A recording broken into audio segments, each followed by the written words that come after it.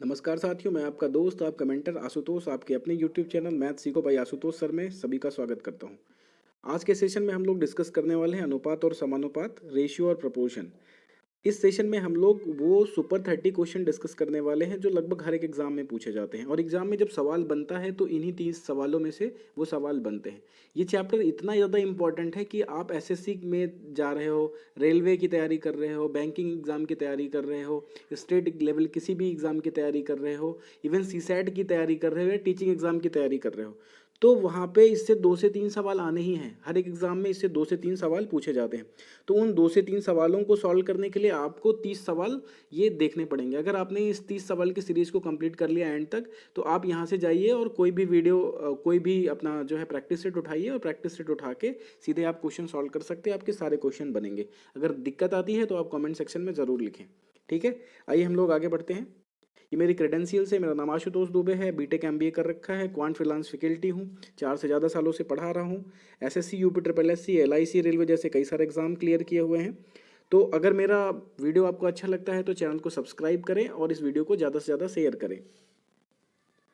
अनुपात और समानुपात की बात अगर करें तो सवाल जैसे पूछा कहीं पे भी कि ए अनुपाते बी बराबर 2:3 और बी अनुपाते सी बराबर 3:4, मतलब एक अनुपाते बी बराबर 2:3 है और बी अनुपाते सी बराबर 3:4 है। आपसे पूछा है कि ए अनुपाते बी अनुपाते सी क्या होगा, A ratio B ratio C की वैल्यू पूछी गई। तो यहाँ पे आपको ध्यान में क्या रखना है, यहाँ पे ध्यान में ये रखना है कि जो ये b की वैल्यू है, अगर ये दोनों केसेस में बराबर है, अगर ये b की वैल्यू दोनों केसेस में बराबर, जैसे यहाँ पे भी 3 है और यहाँ पे भी 3 है, तो जो जहाँ पे है उसका वैसे ही वैल्यू लिख लेंगे। जैसे a ratio b ratio c पूछा है तो a की जगह पे 2 था तो लिख दिया, 3 की जगह पे 3 था, b की जगह पे 3 था तो लिख दिया, c की जगह पे 4 था तो हमने लिख दिया, क्योंकि दोनों केसेस में क्या है, a रेशियो b और b रेशियो c में ये जो b की वैल्यू है क्या है, बराबर है। ठीक है, अगर इसमें आपको सवाल को और बढ़ा के दे दे, बोले कि 900 रुपए को बांट दो, मतलब 900 रुपए हैं। अब इस सवाल को किसी भी लैंग्वेज में पूछ सकता है कि एक पिता के पास 900 रुपए थे तो उसने अपने 3 बच्चों को इसी अनुपात में दिया था, तो बताइए एक एक को कितना मिलेगा। इस तरह से सवाल आएगा, किसी भी लैंग्वेज में आपको बना के पूछ सकता है। तो आपको इस 900 रुपए को इसमें डिस्ट्रीब्यूट करना है, तो क्या करेंगे, जो ए बी सी का रेशियो है वो कितना है, 2:3:4 है। ठीक है, तो इसमें 900 रुपए को बांटना है तो क्या करेंगे, 4 3 7 2 9, 9 कितने के बराबर हुआ भाई, इस 900 रुपए के बराबर हुआ, क्योंकि यही 9 रुपए तो डिस्ट्रीब्यूट हुए हैं। तो 9 कितने के बराबर, 900 के। एक कितने के बराबर, तो 900/9 100 के बराबर। एक हो गया हमारा 100 के बराबर। तो अब ए को कितना मिला, ए को 2 मिला, ए को कितना मिला, 2 मिला। तो जब ए को 2 मिला तो 2 का मतलब कितना, तो 2 गुणे 100 200 हो गया। ठीक है, बी को कितना मिला, 3 मिला, 3 गुणे 100 300 हो गया। ठीक है, सी को कितना मिला, 4, तो 4 गुणे 100 400 मिल गया। तो इस तरह से जो हमारा 900 रुपए है वो डिस्ट्रीब्यूट हो गया ए बी सी में। तो ए को मिले 200 रुपए, बी को मिले 300 रुपए और सी को मिले 400 रुपए। तो पहला केस समझ में आ गया कि अगर बी की वैल्यू दोनों में क्या है, बराबर है, तो उसको एज इट इज लिख देंगे, या जिससे भी ए बी की जगह एक्स वाई जेड पूछ सकता है। ठीक है, आपको कोई भी वेरिएबल दे सकता है, वेरिएबल पी क्यू आर हो सकता है। तो यहाँ पे अगर दूसरे वाले की वैल्यू दोनों में क्या है, सेम है, तो उसको एज इट इज क्या करेंगे, लिख देंगे। ठीक है, क्योंकि यहाँ पे जब वैल्यू डिफरेंट होती है तभी प्रॉब्लम आती है, तभी हमें और चीजें करनी पड़ती। ठीक है, आगे के केसेस में अभी देखते हैं। अब दूसरा केस है, जैसे आपको दिया हुआ है कि अगर ए और बी का अनुपात 3:4 है और बी और सी का अनुपात 5:6 है, तो अब पूछा है कि ए बी सी का अनुपात क्या होगा, ये आपसे पूछ रखा है। तो यहाँ पे हमने देखा कि बी और इसमें भी दोनों की वैल्यूज क्या है, अलग अलग हैं। 3:4 है और वहाँ पे 5:6 है, तो एक में 4 है और एक में 5 है। तो अब यहाँ पे देखो कैसे सॉल्व करेंगे, बिल्कुल सिंपल सा फंडा है, आपको कुछ नहीं करना है। यहाँ पे आपने लिख दिया A ratio B ratio C. ठीक है, अब जहां पे लिखा हुआ है ए रेशियो बी, तो ए रेशियो बी के साथ में हमने लिख दिया 3:4 और बी रेशियो सी के नीचे लिख दिया क्या, 5:6। अगर हमने पहले लाइन में ए रेशियो बी लिख दिया है तो दूसरे लाइन में लिखेंगे, पहले लाइन में इसके आगे कुछ भी नहीं लिखना है। ठीक है, क्योंकि वहां पे बी तो है नहीं, बी तो पहले ही भर चुका है। ठीक है, तो हमने यहाँ पे इसको लिख दिया। अब क्या करना है, दूसरा स्टेप आपको, अब जिसके बगल में जो चीजें खाली हैं उसके बगल में वो चीजें भर देंगे। जैसे यहाँ पे सी खाली है, यहाँ पे क्या है, सी खाली है और यहाँ पे ए खाली है, तो जिसके बगल में जो है उसको उसके बगल में लिख देंगे। तो 4 उठा के हमने सी के नीचे लिख दिया। देखो 4 उठा के हमने क्या किया, सी के नीचे लिख दिया। यहाँ पे ये 5 था, यहाँ पे ये खाली था, तो यहाँ पे 5 उठा के हमने इसके नीचे लिख दिया, ए के नीचे। ठीक है, अब क्या करना है, कुछ नहीं, बस इसको मल्टीप्लाई कर दो। 5 और 3 का मल्टीप्लाई किया, 15 आ गया। 5 और 4 का मल्टीप्लाई किया 20 आ गया, 6 और 4 का मल्टीप्लाई किया 24 आ गया। तो अब जो ए और बी और सी के बीच में रेशियो आया वो क्या आया, 15 रेशियो 20 रेशियो 24 का रेशियो आ गया। अब ए बी सी का अनुपात क्या हो गया, 15 अनुपाते 20 अनुपाते 24।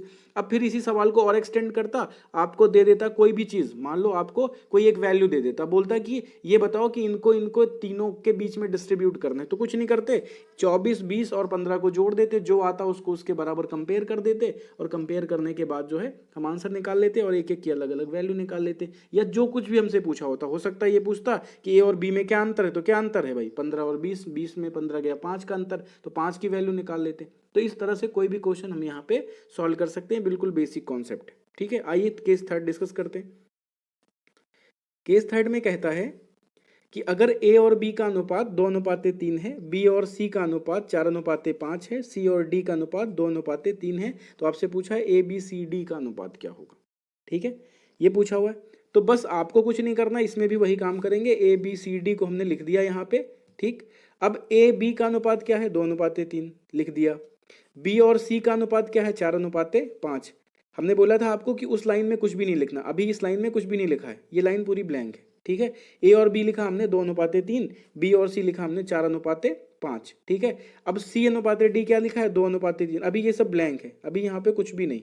ठीक है, अभी यहाँ पे कुछ भी नहीं। तो आपको क्या पता चला केवल कि ए अनुपात बी क्या है, 2:3, बी अनुपात सी 4:5 और सी अनुपात डी 2:3। अब क्या करना है, जिसके बगल में जो खाली है वो भर देंगे। जैसे यहाँ पे क्या था, यहाँ पे कुछ नहीं था, अब यहाँ पे 4 था इसके बगल में, तो यहाँ पे हमने 4 लिखा। ठीक है, यहाँ पे हमने इसके बगल में 4 लिख दिया, यहाँ पे इसके बगल में हमने 5 लिख दिया, यहाँ पे दोनों जगह पे 3 3 था, ये तीन उठा के हमने यहाँ पे लिख दिया। यहाँ पे 2 था और यहाँ पे कुछ भी नहीं था, तो इसके बगल में हमने 2 2 लिख दिया। ठीक, अब लिखने के बाद क्या करना है, लिखने के बाद अब जो कुछ भी है सबको मल्टीप्लाई कर देंगे। जैसे यहाँ पे 2 × 4 × 2 कितना आ गया, 16। ठीक है, 4 3 12 दूना 24 कितना हो गया। ठीक है, 5 3 15 दूना 30 हो गया। उसके बाद 5 3 15 3 45 हो गया। ठीक है, अब जो रेशियो आपका आया वो कितना आ गया, 16 रेशियो 24 रेशियो 30 रेशियो 45, अनुपात हो गया 16 अनुपाते 24 अनुपाते 30 अनुपाते 45। अब किसी चीज को आपको इसमें डिस्ट्रीब्यूट करना होता तो कोई दिक्कत नहीं है, डिस्ट्रीब्यूट कर देते। कैसे करते भाई, 45 30 24 16 को जोड़ देते, उसके बराबर कंपेयर कर लेते, एक की वैल्यू निकाल लेते। अब ए की अलग पूछता तो निकाल देते, बी की अलग पूछता, सी की अलग पूछता, डी की अलग पूछता, निकाल देते। अभी आगे के सवालों में इन कॉन्सेप्ट को यूज करेंगे। ठीक है, अब केस 4 डिस्कस करते हैं। जो केस 4 है थोड़ा सा समझना पड़ेगा क्योंकि थोड़ा इंपॉर्टेंट ज्यादा है। केस 4 कहता है कि अगर ए और बी के बीच का अनुपात 2:3 है और ए और सी के बीच का अनुपात 5:4 है। इसके पहले के सवालों में बी और सी देता था, फिर सी और डी देता था। यहाँ पे ए से बी का भी अनुपात दिया और ए से सी का भी अनुपात दिया। तो यहाँ पे क्या करना है, यहाँ पे देखना है कि आपसे पूछा है कि ए बी सी का अनुपात क्या होगा। कोई दिक्कत नहीं है, पहले हमने क्या किया, ए और बी के अनुपात को लिख लिया, कितना है 2:3। अब बी के आगे सी नहीं लिखना है क्योंकि सी का जो अनुपात दिया वो ए से दिया, तो ए को ए के साथ में सी को लिखना है। तो हमने लिख लिया है यहाँ पे कि सी अनुपात ए कितना दिया है, ए अनुपात सी 5:4। ठीक है, तो यहाँ पे हमने लिख लिया 5:4। ठीक है, ए की जगह लिख लिया 5, सी की जगह लिख लिया 4। अब जो खाली था, खाली क्या था, यहाँ पे यहाँ कुछ नहीं था और यहाँ कुछ नहीं था, तो जहाँ पे कुछ नहीं था उसके बगल में वही लिख देंगे। यहाँ पे ये 2 उठा के हमने 2 लिख दिया, यहाँ पे ये 5 उठा के हमने 5 लिख दिया। ठीक, लिख दिया ना।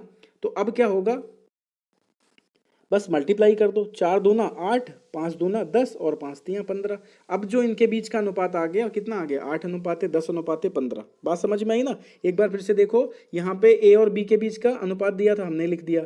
फिर ए और सी के बीच का अनुपात था, हमने लिख दिया यहाँ पे। ठीक है, 5:4। अब क्या करना है, दोनों को मल्टीप्लाई करना है एज इट इज, जैसे आपको पता है। तो 4 दूना 8, 5 दूना 10, 5 3 15।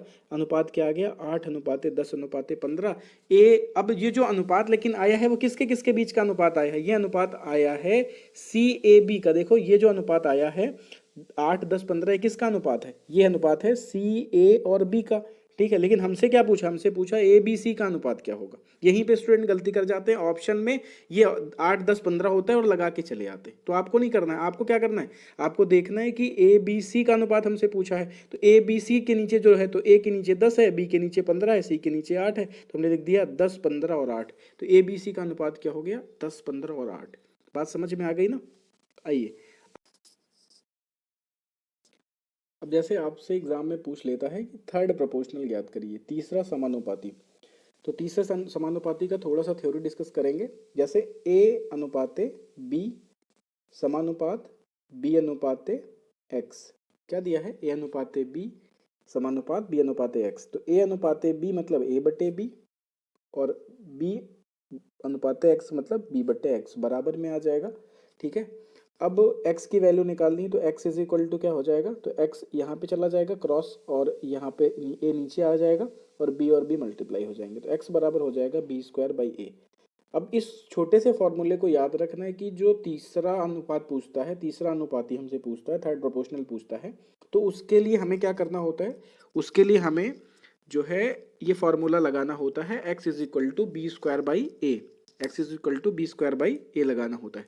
जैसे सवाल आपसे पूछा कि 4 6 का तीसरा अनुपाती क्या होगा, तो 4 को माना हमने ए, 6 को माना बी, एक्स की वैल्यू निकालनी बी स्क्वायर बाई ए, तो 6 का स्क्वायर बाई 4, तो 6 का स्क्वायर बाई 4 कर दिया, तो 6 का स्क्वायर 36, और 4 तो 36 बट्टे 4, कितना आंसर आ गया, हमें आ गया आंसर 9। ठीक है। आइए अगला क्वेश्चन देखते हैं। फिर आपसे कभी कभी पूछ लेता है कि मध्यानुपाती क्या होगा। तो मध्यानुपाती के लिए छोटा सा है कि एक फॉर्मूला बनता है x is equal to under root A B, x बराबर अंडर रूट ए बी। तो इसमें क्या है, ए अनुपात x समानुपात x अनुपात बी, ए अनुपात x बराबर x अनुपात b, मतलब x बटे b। तो x square is equal to क्या हो जाएगा, देखो x इधर चला जाएगा, ए बी इधर चला जाएगा। ठीक है। तो x square is equal to आ गया ए बी, एक्स की वैल्यू क्या आ गई, अंडर रूट ए बी। तो इसको याद रखना है। जैसे पूछा आपको कि 16 4 का मध्यानुपाती क्या होगा, तो 16 का मतलब a, 4 का मतलब b, x की वैल्यू क्या हो जाएगी, under root A B, under root 16 गुड़े 4, अंडर रूट 64, कितना आंसर आ जाएगा 8। तो एक तो हो गया तीसरा अनुपाती, दूसरा हो गया मध्यानुपाती, तीसरा हो गया चतुर्थानुपाती। तो आइए चतुर्थानुपाती देखते हैं कैसे निकलेगा। तो चतुर्थानुपाती निकालने के लिए क्या है कि ए अनुपाते बी समानुपात सी अनुपाते एक्स, एक्स की वैल्यू यहाँ पे हमें निकालनी, मतलब ए बटे बी बराबर सी बटे एक्स। यहाँ पे एक्स की वैल्यू निकालने के लिए एक्स बराबर क्या हो जाएगा, B C by A. X की वैल्यू क्या निकल के आ जाएगी, बी सी बाई ए। बस इसी फॉर्मूले का यूज़ कर लेना है। यहाँ पे एक सवाल जैसे आपसे पूछ लिया कि 2 4 6 का चतुर्थानुपाती क्या होगा, तो 2 4 6 का चतुर्थानुपाती क्या होगा, तो x बराबर हो जाएगा बी सी बाई ए। तो ये हो गया b, ये हो गया c, ये हो गया a। तो बी सी मतलब 4 गुड़े 6 बटे 2, तो 4 छंग 24 बटे 2, कितना आ गया 12। आंसर कितना आ जाएगा 12। तो ये तो रही कुछ बेसिक बातें जो आपको इस चैप्टर में समझनी है। अब आते हैं हम क्वेश्चन कैसे पूछे जाते हैं एग्जाम में। तो क्वेश्चन जैसे पूछे जाते हैं उसको डिस्कस करते हैं। आइए, तो एक क्वेश्चन दिया गया है आपको एग्जाम का कि दो संख्याओं के योगफल और उनके अंतर का अनुपात 5:1 है। बड़ी संख्या और छोटी संख्या के बीच अनुपात क्या होगा। क्या कह रहा है कि दो संख्याओं के योगफल और उनके अंतर का अनुपात 5:1 है। बड़ी संख्या और छोटी संख्या के बीच क्या अनुपात होगा। तो इसके लिए हमने मान लिया कि दो संख्याएं हो गई x और y। क्या हो गई, x और y। x क्या हो गई बड़ी संख्या, y क्या हो गई छोटी संख्या। ठीक। अब योग और अंतर का अनुपात दिया, तो योग मतलब x प्लस वाई और अंतर मतलब x माइनस वाई। तो x प्लस वाई बटे x माइनस वाई कितना हो जाएगा, 5/1। दोनों का अनुपात दिया है, बस आपको क्रॉस मल्टीप्लाई कर देना। सॉल्व करने के लिए क्या हो जाएगा, इधर इसको इधर और इसको इधर मल्टीप्लाई कर दो। तो जब इसको इधर किया तो एक में किसी का मल्टीप्लाई होगा तो वही रहेगा, तो x प्लस वाई हो गया। बराबर में क्या आ गया, ये 5 इधर मल्टीप्लाई हो गया तो 5x माइनस 5y। ठीक। अब इस 5y को हमने इधर भेजा तो ये हो गया 6y, और इस x को हमने इधर 5x के पास भेजा तो ये हो गया माइनस में x। ठीक है। तो ये कितना हो जाएगा आपका 6y is equal to 4x। 5x में से ये x पॉजिटिव का घट जाएगा। ठीक। तो x बटे वाई बराबर क्या आ जाएगा, x बटे वाई बराबर आ जाएगा 6/4। अब इस 6/4 को हमने काट दिया। ठीक। काट दिया, कितना आ गया ये 3/2। तो x और y की वैल्यू कितनी आ गई, 3/2 आ गई आपकी। ठीक। तो छोटा सा सवाल था, इसमें क्या दिया हुआ था, इसमें दिया हुआ था कि इनके योगफल और अंतर का अनुपात कितना है। तो योगफल अंतर का अनुपात 5:1 था, तो 5:1 होने की वजह से हमने लिख लिया x प्लस वाई बटे x minus Y is equal to 5/1। अब इसको सॉल्व कर दिया, कितना आ गया हमारा x और y का अनुपात 3:2। क्या पूछा है कि बड़ी संख्या और छोटी संख्या के बीच क्या अनुपात है, तो बड़ी संख्या x थी, छोटी संख्या y थी, अनुपात हो गया 3:2। अगला क्वेश्चन देखते हैं। अगले क्वेश्चन में कह रहा है एक नियोक्ता, नियोक्ता का मतलब होता है एम्प्लॉयर, एम्प्लॉयर मतलब वो जो कंपनी जिसकी होती है, जो किसी भी एम्प्लॉय को रखता है वो एम्प्लॉयर होता है, नियोक्ता होता है। कहता है एक नियोक्ता अपने कर्मचारियों की संख्या 9:8 के अनुपात में घटाता है। क्या कर रहा है, 9:8 के अनुपात में कर्मचारियों की संख्या को घटा रहा है, और उसका वेतन 14:15 के अनुपात में बढ़ाता है। वो क्या कर रहा है, अपने एम्प्लॉयज़ की संख्या को कम कर रहा है और उनकी सैलरी को क्या कर रहा है, बढ़ा रहा है। यदि आरंभिक वेतन बिल 18,900 रुपये था, तो वर्तमान वेतन बिल किस अनुपात में कम हुआ, मतलब वेतन बिल में क्या कमी आ गई, वेतन बिल में कितनी कमी आ गई, ये आपको निकालना है। ठीक, तो इसको निकालने के लिए क्या करना है आपको, पहले क्या था, कर्मचारियों की संख्या का अनुपात 9:8 था। पहले क्या था भाई, 9:8, कर्मचारियों की संख्या का अनुपात 9:8। तो 9:8 का मतलब क्या कि कर्मचारी पहले कितने थे, 9, अब कितने हो गए, 8। यही तो बात हुई कि कमी किस हिसाब से कर रहा है, घटाया, 9:8 के अनुपात में रहा है। इसका मतलब पहले 9 कर्मचारी थे, अब कितने कर्मचारी हो गए, 8। अब उनके वेतन का अनुपात क्या हो गया, पहले उनका वेतन 14 था, अब उनका वेतन हो गया 15। ठीक, तो कहने का मतलब हुआ कि पहले 9 एम्प्लॉय थे, पहले 9 कर्मचारी थे, और अब कितने कर्मचारी हो गए, 8। पहले उनका वेतन 14 रुपये पर प्रति कर्मचारी था, अब उनका वेतन कितना हो गया, 15 रुपये प्रति कर्मचारी हो गया। तो जैसे आप बताओ कि मान लो 10,000 रुपये की सैलरी वाले आपने 3 एम्प्लॉय रखे हैं, तो आपको कुल कितना रुपये देना पड़ रहा है, तो 10,000 का 3 से गुणा कर देंगे, तो 10 दिए 30,000 हो जाएगा। यही तो बात हुई। तो कैसे, आपको कैसे निकाला कि आपको कितना पैसा खर्चा करना पड़ रहा है, वो हमने ऐसे निकाला कि दोनों का मल्टीप्लाई कर दिया, कि कितने एम्प्लॉय थे और उनका कितना वेतन है, दोनों को मल्टीप्लाई करके हमें वैल्यू पता चल जाएगी। तो यहाँ पे भी पहले कितने एम्प्लॉय थे, पहले एम्प्लॉय थे 9, पहले सैलरी कितनी थी 14, तो टोटल कितना खर्चा आता था, तो 14×9 126। बाद में एम्प्लॉय कितने हो गए, 8, उनका वेतन बाद में बढ़ के कितना हो गया, 15, तो खर्चा कितना हो गया, 120, 15×8 120। तो जो पहले रुपए खर्च होते थे वो कितने होते थे, 126, अब कितने हो रहे हैं, 120। ठीक है, प्रारंभिक वेतन बिल कितना आपके हिसाब से दिया हुआ है, 18,900। अब इसका रेशियो हमने 126 और 120 का निकाल लिया, तो कितना आ गया, 63 रेशियो 60, 2 से काट दिया, तो ये 63 कितने के बराबर हो जाएगा, 18,900 के, क्योंकि ये प्रारंभिक वेतन बिल है हमारे हिसाब से, और ये है क्वेश्चन के हिसाब से। तो एक कितने के बराबर हो गया, एक हो गया 18,900 बटे 63 के, एक कितने के बराबर हो गया, 18,900 बटे 63 के। इसको सॉल्व किया तो 63 तिहाइयाँ कितना होता है, 189, 6 तिहां 18, 3 तिहां 9, 189। तो आंसर कितना आ गया, 300। मतलब एक कितने के बराबर हुआ, एक बराबर हुआ 300 के। अब जो वेतन बिल है वो कितना है, अब वेतन बिल हो गया 60, तो अब वेतन बिल है 60, तो 60 की वैल्यू कितनी होगी, तो एक अगर 300 के बराबर, तो 60 कितने के बराबर, 300 गुणे 60, 3 छंग 18, कितना हो जाएगा, 18,000। तो प्रारंभिक वेतन बिल जो था वो कितना था, वो 18,900 रुपये था। अब कितना वेतन बिल आ गया, अब वेतन बिल आ गया 18,000 रुपये, कितना आ गया, 18,000 रुपये। तो वेतन बिल में कमी कितनी आ गई, 900 रुपये की। ठीक है, इसको अगर अनुपात में लिखना है तो आप अनुपात में लिख सकते हो।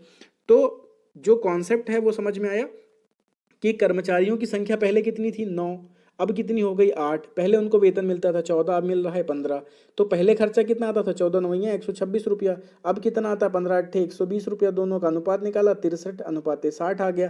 ये 63 किसकी वैल्यू है, पहले से दिया हुआ है, कितना पहले बिल था, तो 18,900 था, 63 को कंपेयर कर दिया, एक की वैल्यू आ गई 6300, सॉरी 300, एक की वैल्यू आ गई कितनी, 300। तो जब एक की वैल्यू आ गई 300, तो अब वेतन बिल कितना हुआ, वेतन बिल हुआ 60, तो 60 की वैल्यू आ गई 18,000। वेतन बिल में कमी कितनी आ गई, वेतन बिल में कमी आ गई 18,900 में 18,000 को घटा दिया, आंसर आ गया 900 रुपया।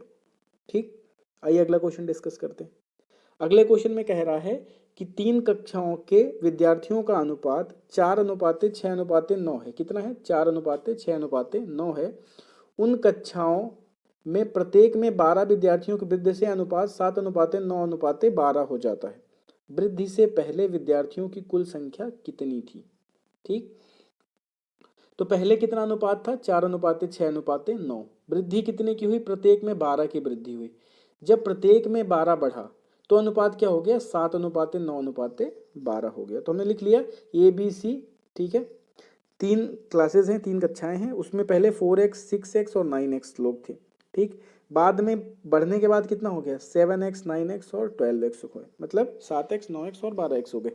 तो सभी में हम देख रहे हैं कि कितने की वृद्धि हो रही, देखो ये 4x से बढ़ के 7x हो रहा है, ये 6x से बढ़ के 3x हो रहा है, सॉरी 9x हो रहा है, ये 9x से बढ़ के 12। तो सभी में हम देख रहे हैं कि कितने की वृद्धि हो रही है, 3x की वृद्धि हो रही। सभी में कितने की वृद्धि हो रही है, 3x की वृद्धि हो रही ना।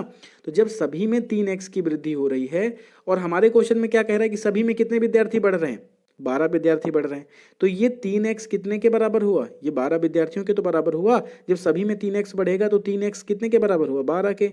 x की वैल्यू निकाली, कितनी आई, 4। आपसे क्या पूछा, वृद्धि से पहले विद्यार्थियों की कुल संख्या कितनी, तो वृद्धि से पहले कुल संख्या कितनी थी, तो वृद्धि से पहले 9 6 15 4 19 यही तो थी, तीनों को जोड़ेंगे, 9 6 15 4 19 थी, तो 9 6 15 4 19 थी, ठीक है। तो संख्या निकालनी, तो 19 कितने के बराबर, 19 गुणे 4 76 के बराबर। तो वृद्धि से पहले कुल विद्यार्थियों की जो संख्या थी वो कितनी थी, वो थी 76, ठीक है। बात समझ में आ गई होगी आपको। आइए अगला क्वेश्चन डिस्कस करते हैं।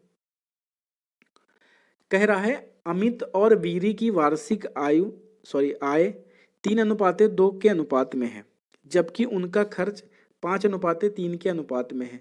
यदि प्रत्येक की वर्ष के अंत में बचत कितनी, 1,000 रुपये है, तो अमित की वार्षिक आय कितनी होगी, अमित की वार्षिक आय कितनी होगी।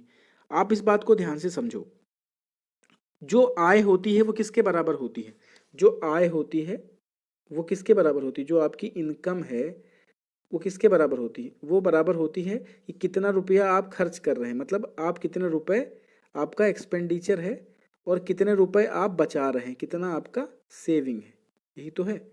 जो इनकम है वो किसके बराबर होती है, कि भाई जो हम खर्च कर दे रहे हैं और जो बचा रहे हैं, दोनों को जोड़ने पे ही हमारी क्या पता चल जाती है, आय पता चल जाती है, यही तो बात हुई। तो अगर हम इसमें किसी भी, जैसे मान लो हम यहाँ पे बात करें किसकी, यहाँ पे हम बात करें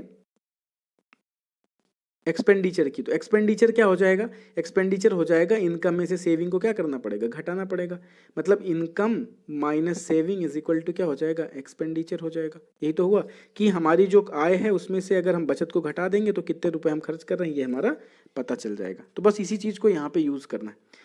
उसकी इनकम कितनी है, अमित और वीरी की इनकम कितनी है, किस अनुपात में है, तो 3x और 2x के अनुपात, मतलब अमित की इनकम 3x है और वीरी की इनकम कितनी है, 2x है, ठीक। अमित का खर्च कितना है, 5 है, और वीरी का खर्च कितना है, 3 है, ठीक है।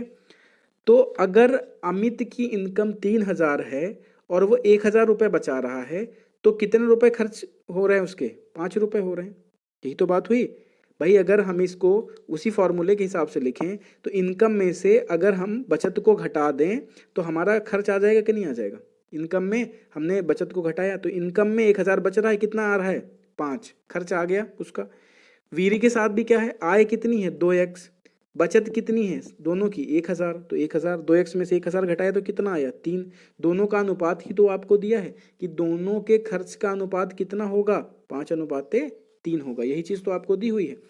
तो हमने खर्च निकाल लिया, तो 3x में से 1,000 घटाया और बटे 2x में से 1,000 घटा दिया, तो कितने के अनुपात में आ रहा है, 5:3, क्योंकि दोनों के खर्च का अनुपात कितना है, 5:3 ही तो है। आय बराबर क्या होता है, खर्च और प्लस बचत होता है। तो जब आप यहाँ पे जो है खर्च निकालोगे तो क्या होगा, आय में से बचत को क्या करना पड़ेगा, घटाना पड़ेगा, तो वही हमने यहाँ पे किया है। बस अब इसका क्रॉस मल्टीप्लिकेशन करके इसको सॉल्व कर लेंगे। तो सॉल्व कर लीजिए, इस 3 को इधर मल्टीप्लाई कर देंगे, इस 5 को इधर मल्टीप्लाई कर देंगे, तो मल्टीप्लाई हमने कर दिया। तो इस 3 को पहले किया तो 3 तियाँ कितना हो गया, 9x, 3 तियाँ 9x हो गया, माइनस का 1,000 गुणे 3 तो 3,000, बराबर में कितना आ गया, 5 दूना 10x और 5,000, ठीक है। अब क्या हुआ, इस 10x में से 9x घट गया, तो 10x में से 9x घट गया तो कितना आया, x आया, और इस 5,000 को हमने इधर भेज दिया, तो ये कितना हो गया, प्लस का 5,000, और 5,000 में से 3,000 चला गया तो कितना आया, 2,000। x की वैल्यू कितनी आ गई, 2,000 आ गई। x की वैल्यू हमारी कितनी आई, 2,000। तो अमित की वार्षिक आय कितनी है, तो अमित की वार्षिक आय कितनी है भाई, वो 3x है, तो x बराबर 2,000, तो 3x बराबर 2,000 गुणे 3 बराबर 6,000 रुपये, हमारा अमित का आई आ गया। बात समझ में आ गई होगी आपको। आइए अगला क्वेश्चन डिस्कस करते हैं। अगले क्वेश्चन में कह रहा है कि P का मान Q तथा R के गुणनफल के व्युत्क्रमानुपाती परिवर्तित होता है जब Q बराबर 6, R बराबर 12 तथा P बराबर 75 है। ठीक है, जब Q बराबर 5, R बराबर 10 तो P का मान कितना होगा। यहाँ पे क्या था कि जब Q 6 था, R 12 था, तो जो है P की वैल्यू कितनी आ रही थी, 75 आ रही थी। जब Q बराबर 5, R बराबर 10 तो P की वैल्यू कितनी होगी, यही आपको यहाँ पे निकालना है। तो P जो है वो किसके हिसाब से बदल रहा है, 1/QR के, तो P प्रोपोर्शनल 1/QR। जब इस प्रोपोर्शनल वाले साइन को हम यहाँ से हटाएंगे तो इसके जगह पे एक कांस्टेंट लेके आना पड़ेगा। ठीक, तो ये हो जाएगा P बराबर K इंटू 1/QR। ये क्या है, K क्या है, नियतांक है, कांस्टेंट है। अब इस K की वैल्यू को निकालना है तो P की वैल्यू हमें दी हुई कितनी है, 75 है, हमने लिख दिया। यहाँ पे Q और R की वैल्यू दी है वो 6 और 12, उसको लिख दिया। K की वैल्यू हमने निकाल ली तो 12 छंग 72, 75 गुणे 72 आ गया। तो यहाँ से सबसे पहले K की वैल्यू फाइंड आउट की गई। फिर दूसरे केस में क्या कह रहा है, दूसरे केस में कह रहा है कि Q की वैल्यू कितनी है, 5 है, R की वैल्यू कितनी है, 10 है, तो P की वैल्यू निकालनी है। तो हमें यहाँ पे P की वैल्यू निकालनी है। K की वैल्यू हमने पहले ही निकाल रखी थी, 75 गुणे 72, वो हमने यहाँ पे लिख दिया 75 गुणे 72 गुणे 1 कितना, Q इंटू R। तो Q की वैल्यू 5, R की वैल्यू 10, हमने लिख दी 5 गुणे 10। 75 गुणे 72 गुणे 1/5 गुणे 10। अब इसको सॉल्व करना है, सॉल्व कर लिया हमने। सॉल्व करने के लिए देखो 75, ये 5 धामा 50, हमने 25 से काट दिया तो 25 नहीं 75 और 25 दूना 50। फिर इस 2 को काटा हमने यहाँ पे 72 को, तो 36 हो गया। ठीक, अब आपके पास आया 36 गुणे 3, 36 गुणे 3 को सॉल्व कर लिया तो 3 छंग 18, 30 3 90, 90 और 18 मिलके कितना आ गया, 108 हमारा आंसर आ गया। ठीक, तो इस तरह का सवाल जो है वो एज इट इज ऐसे ही एग्जाम में पूछा जाता है और बहुत ही इंपॉर्टेंट सवाल है। आइए अगला क्वेश्चन डिस्कस करते हैं। अगले क्वेश्चन में कह रहा है कि 864 रुपए को ए, बी तथा सी में इस प्रकार बांटा गया है कि ए के हिस्से का 8 गुना बी के हिस्से के 12 गुना के बराबर है और सी के हिस्से का 6 गुना है।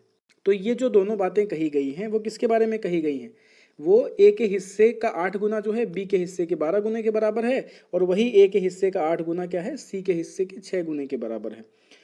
बी को कितना मिला है, बी के बारे में पूछा गया है कि बी को कितना मिला है। तो बस हम इसको सॉल्व कर लेंगे। यहाँ पे कितने रुपए थे टोटल, 864 रुपए। उस 864 रुपए को किसमें बांटना था, उसको बांटना था ए बी सी में। तो हमने लिख दिया ए बी सी का टोटल कितना, 864 रुपए। ठीक, अब क्या कह रहा है आपसे, अब आपसे ये कह रहा है कि जो 8A है, मतलब ए का 8 गुना वो बी के कितने गुने के बराबर है, वो बी के 12 गुने के बराबर है। तो हमने लिख लिया 8A is equal to 12B। ठीक, अब इसको सॉल्व किया हमने तो a बटे बी बराबर कितना आ गया, a बटे बी बराबर आ गया 12/8। इसको हमने 4 से काट दिया तो 4 3 12, 4 2 8, 3/2। तो a और b का अनुपात कितना आ गया, 3:2 आ गया। a अनुपात b का अनुपात कितना आ गया, 3:2। दूसरा केस क्या कह रहा था कि वह सी के हिस्से का 6 गुना है, मतलब ए का 8 गुना सी के हिस्से के 6 गुने के बराबर। तो 8A बराबर 6C हमने कर दिया। ठीक, क्या कर दिया, 8A बराबर 6C। अब इसको सॉल्व किया तो A/C इज इक्वल टू 6/8 आया। A/C is equal to 6/8। अब इसको हमने काट दिया तो 2 3 6 और 2 चौका 8, तो आ गया 3/4। तो A और C का अनुपात कितना आ गया, A और C का अनुपात आ गया, ठीक है, 3:4। यहाँ पे A और B का अनुपात आ गया था 3:2। ठीक, तो हमने देखा यहाँ पे अब A दोनों में क्या है, A और B और A और C, तो दोनों में A की वैल्यू क्या है, बराबर है। A में भी 3 है और यहाँ पे हमारा इसमें भी A की वैल्यू 3 है। तो हमने बताया था जब दोनों में किसी भी कॉमन चीज़ की वैल्यू सेम होगी तो उसको वैसे ही लिख देंगे। तो वैसे का मतलब क्या, अब ए बी सी का अनुपात क्या हुआ, ए बी सी का अनुपात हुआ 3:2:4। तो 3:2:4 हमने लिख दिया। याद करिए, आपको स्टार्टिंग में बोला था, यही चीज बताई थी आपसे कि अगर दोनों में ए की वैल्यू क्या है, बराबर है, या बी की वैल्यू बराबर है, तो उसको क्या करेंगे, एज इट इज लिख देंगे। तो यहाँ पे लिखा हमने a अनुपाते b अनुपाते c, अनुपात हो गया 3:2:4। अब इसको जोड़ लेंगे तो कितना होगा, 4 2 6 और 3 9। हमारे पास कितने टोटल 9। 9 कितने के बराबर हो जाएगा, 864 के। टोटल में बांटना है तो 9 हो गया 864 के, 1 हो गया कितने के बराबर, तो 864/9 काट दिया हमने, 9 9 81। ठीक है, उसके बाद जो है आपका कितना आया, बचा 5, 9 6 54। तो एक की वैल्यू आ गई कितनी हमारी, 96। एक की वैल्यू आ गई 96। बी का हिस्सा पूछा है, बी का हिस्सा कितना है, तो बी का हिस्सा है 2। बी का कितना हिस्सा है, बी का हिस्सा है 2। तो एक हो गया 96 के बराबर, तो 2 कितने के बराबर, 96 गुणे 2 कितना, 192 के बराबर। आइए अगला क्वेश्चन देखते हैं। अगले क्वेश्चन में कह रहा है एक कक्षा में छात्रों की संख्या z है, उनमें लड़कों की संख्या x है, उस कक्षा में लड़कियों की संख्या का भाग कितना है। ठीक है, क्लास में क्या पूछा है, लड़कियों की संख्या का भाग पूछा है। बहुत ही सिंपल सवाल है। तो कुल छात्रों की संख्या कितनी है, z है, लड़कों की संख्या कितनी है, x है, लड़कियों की संख्या कितनी हो जाएगी, तो भाई टोटल में जो है लड़कों की संख्या को घटा देंगे तो z माइनस x हो जाएगा लड़कियों की संख्या। कक्षा में लड़कियों की संख्या का भाग कितना होगा, तो इसको निकालने के लिए क्या, लड़कियों की संख्या बटे कुल छात्र। तो लड़कियों की संख्या कितनी है, z माइनस एक्स, और कुल छात्र कितने हैं, z, तो z माइनस एक्स बटे z हमने कर दिया यहाँ पे। अब इसको सॉल्व कर लिया। देखो इसको हम ऐसे भी तो लिख सकते हैं, इसको लिख सकते हैं z बटे z माइनस एक्स बटे z। ठीक, तो z बटे z कट गया, कितना आ गया 1। तो हमारा आंसर कितना आ गया, 1 माइनस एक्स बटे z। ये तो लिख सकते हैं 1 माइनस एक्स बटे z। तो हमारा आंसर निकल के आ गया यहाँ से, हमारा आंसर निकल के आ गया 1 माइनस एक्स बाई जेड। ठीक, आइए आगे देखते हैं अगला सवाल। अगले सवाल में कह रहा है कि राम को अंग्रेजी में विज्ञान की अपेक्षा दुगने अंक मिले। उसके अंग्रेजी, विज्ञान तथा गणित के कुल प्राप्तांक 180 थे। यदि उसके अंग्रेजी तथा गणित के प्राप्तांकों का अनुपात 2:3 है तो उसके विज्ञान के प्राप्तांक कितने थे, यही आपसे पूछा है। उसके विज्ञान के प्राप्तांक आपसे पूछे गए। तो इसमें क्या कह रहा है, उसका जो अंग्रेजी में अंक मिले हैं वो विज्ञान की अपेक्षा कितने हैं, दुगने हैं। मतलब अंग्रेजी में विज्ञान की अपेक्षा दुगने अंक मिले तो अंग्रेजी मतलब English is equal to 2 into science हो गया। तो English upon science is equal to क्या रेशियो आ गया, 2:1, मतलब 2/1 या 2/1। ठीक, अब इंग्लिश में और साइंस में, मैथ में, तीनों में मिला के उसने कुल अंक कितने अंक अर्जित किए हैं, उसने कुल 180 अंक अर्जित किए हैं। अब फिर तीसरी कंडीशन क्या कह रहा है, तीसरी कंडीशन कह रहा है कि अंग्रेजी तथा गणित के प्राप्तांकों का जो अनुपात है वो कितना है, 2:3 है। तो मतलब इंग्लिश और मैथ्स का जो रेशियो है वो कितना है, 2:3। अब यहाँ पे फिर से वही चीज़ आपको देखने को मिलेगी। यहाँ पे दोनों में क्या कॉमन है, इंग्लिश और साइंस, इंग्लिश और मैथ, दोनों में क्या चीज़ कॉमन है, दोनों में इंग्लिश कॉमन है। जब दोनों में इंग्लिश कॉमन है और इंग्लिश की वैल्यू क्या है दोनों में, देखिए यहाँ पे भी 2 है और यहाँ पे भी 2 है। तो जब यहाँ पे दोनों की वैल्यूज 2 हैं तो इसको एज इट इज लिख देंगे। तो इंग्लिश, साइंस और मैथ का जो अनुपात आएगा वो कितना आएगा, इंग्लिश साइंस का अनुपात कितना, 2:1, तो लिख दिया हमने 2:1। ठीक है, इंग्लिश और मैथ का अनुपात कितना, 2:3, तो हमने लिख दिया 2, यहाँ पे लिख दिया 3, आंसर आ गया। ठीक, अब कितना था टोटल नंबर, कितना पाया, वो 180 पाया है। तो 180 पाया तो इसको डिस्ट्रीब्यूट कर देंगे कैसे, तो 3 1 4 और 2 6, टोटल कितना हो गया 6, कितने के बराबर, 180 के। एक कितने के बराबर, 180/6 कितने के बराबर आ गया, 30 के। तो विज्ञान के प्राप्तांक उसके कितने हैं, विज्ञान में उसका प्राप्तांक कितना है, 1, तो 1 की वैल्यू निकालेंगे, 1 गुणे 30, कितना हो गया 30 अंक। विज्ञान में उसने कुल कितने पाए, 30 अंक पाए। ठीक, आइए अगला सवाल देखते हैं। अगले सवाल में कह रहा है कि 3 संख्याओं का अनुपात 2:3:4 है। यदि उनके वर्गों का योगफल 1856 है तो वे संख्याएं कौन सी हैं, यही पूछा है आपसे। 3 संख्याओं का अनुपात कितना है, 2:3:4 है। यदि उनके वर्गों का योगफल 1856 है तो वे संख्याएं कौन सी होंगी। तो 2:3:4 मतलब हमने माना ABC का जो अनुपात है वो 2x 3x और 4x है। ठीक, तो बस अब आपको क्या करना है, आपको कुछ नहीं करना है, दोनों का क्या पूछा है, तीनों का वर्गों का योगफल। तो 2x का वर्ग, 3x का वर्ग और 4x का वर्ग करके जोड़ देंगे तो कितना हो गया, 2x का वर्ग कितना 4x स्क्वायर, 3x का वर्ग कितना 9x स्क्वायर, 4x का वर्ग कितना 16x स्क्वायर। तो 16 9 25 4 29x स्क्वायर हो गया, कितने के बराबर, 1856 के। एक्स स्क्वायर की वैल्यू निकालनी तो 1856/29, इसको सॉल्व कर लेंगे तो 29 छक्का और फिर उसके बाद 4, तो आंसर आ जाएगा 64। एक्स की वैल्यू कितनी आ गई, √64, एक्स बराबर आ गया 8। जब x की वैल्यू 8 हो गया तो संख्याओं के बारे में पूछा गया है। संख्याएं कितनी है 2x 3x और 4x हैं। संख्याएं कितनी है 2x 3x और 4x हैं। तो x की वैल्यू 8 है तो 2x का मतलब 16 हो गया, 3x का मतलब 8 तियां 24 हो गया और 4x का मतलब 8 चौका 32 हो गया। ठीक, ये आपका आंसर आ गया। आइए अगला क्वेश्चन डिस्कस करते हैं। अगले क्वेश्चन में कह रहा है कि 900 रुपए को ए बी सी में बांटा जाए और उनमें बंटवारा इस प्रकार हो कि ए की राशि का 1/2 बराबर बी की राशि का 1/3 बराबर सी की राशि का 1/4। तो ए बी सी द्वारा प्राप्त की गई राशि कितनी होगी। मतलब अलग अलग राशि पूछा है कि ए बी सी अलग अलग कितनी राशि प्राप्त करते हैं।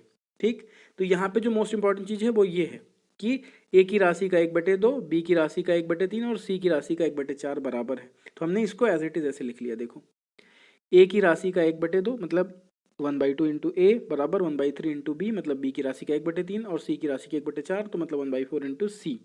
ठीक, अब आप इस चीज़ को समझ लो कि अगर कहीं पे भी इस तरह से लिखा हुआ है, कहीं पे भी ऐसे लिखा हुआ है, तो इसका मतलब है कि a/2 हो जाएगा। ये क्या हो जाएगा a/2, ये हो जाएगा b/3 और ये हो जाएगा c/4। तो इसके नीचे जो लिखा हुआ है a/2 बराबर b/3 बराबर c/4, तो ये ए बी सी के अनुपात हैं। क्या है ए बी सी के अनुपात हैं। तो a अनुपाते b अनुपाते c का मतलब क्या है 2:3:4। a अनुपाते b अनुपाते c का मतलब क्या हो गया 2:3:4। तो ए बी सी 2:3:4 के हिसाब से डिस्ट्रीब्यूटेड है। तो अब इसको बना लीजिए। तो 4 3 7 2 9, 9 कितने के बराबर हो गया 900 के। एक कितने के बराबर हो गया 900/9 तो कितने के बराबर 100 के। तो ए की राशि कितनी आई 2 × 100 200, बी की हो गई कितनी 3 × 100 300 और सी की राशि हो गई 4 × 100 कितनी 400। बात समझ में आ गया। यहाँ पे जो इसके बटे में लिखा होता है वही क्या होता है इसका रेशियो होता है। अभी आगे के सवाल में इसको हम बनाएंगे, हमको बनाना पड़ेगा जहाँ पे ऐसे नहीं दिया हुआ है तो वहाँ पे हमें इसको बनाना पड़ेगा। यहाँ पे तो सीधे सीधे दे दिया तो सीधे सीधे दे दिया तो कोई दिक्कत नहीं। तो ए बी सी का अनुपात क्या आ गया सीधा यहाँ से 2:3:4, उस हिसाब से इसको सॉल्व कर लिया जाएगा। आइए अगला क्वेश्चन देखते हैं। अगले क्वेश्चन में कह रहा है यदि 4x + 5y = 83 और 3x रेशियो 2y = 21:22 तो y - x किसके बराबर होगा, यही आपसे पूछा गया है। तो बस कुछ नहीं करना है, यहाँ पे हमने लिख दिया पहले कि क्या दिया है आपको, जो दिया बस लिख दो। 4x + 5y = कितना दिया है 83 दिया, लिख दिया। अब क्या दिया है 3x रेशियो 2y = कितना 21:22 तो लिख दिया 3x/2y = 21/22। अब यहाँ से हमें x और y की वैल्यू निकालनी है। तो x की y की वैल्यू निकालेंगे तो ये 2 यहाँ चला जाएगा, 3 नीचे चला जाएगा। तो चला जाएगा तो क्या हो जाएगा, ये हो जाएगा 21 × 2 और ये हो जाएगा 22 × 3। तो 22 × 3, अब ये 3 से काट दिया हमने, 3 × 7 = 21 और 2 से काट दिया 11 तो आगे हमारा आंसर कितना 7/11। x और y का जो अनुपात आया वो कितना आया 7:11 आ गया। ठीक, अब इस एक्स वाई को हम यहाँ पे रख के देखें क्या ये सेटिस्फाई कर रहा है इसको। देखिए सेटिस्फाई कर रहा है क्या, इस इक्वेशन को ये सेटिस्फाई कर रहा है अनुपात। देखिए करते हैं।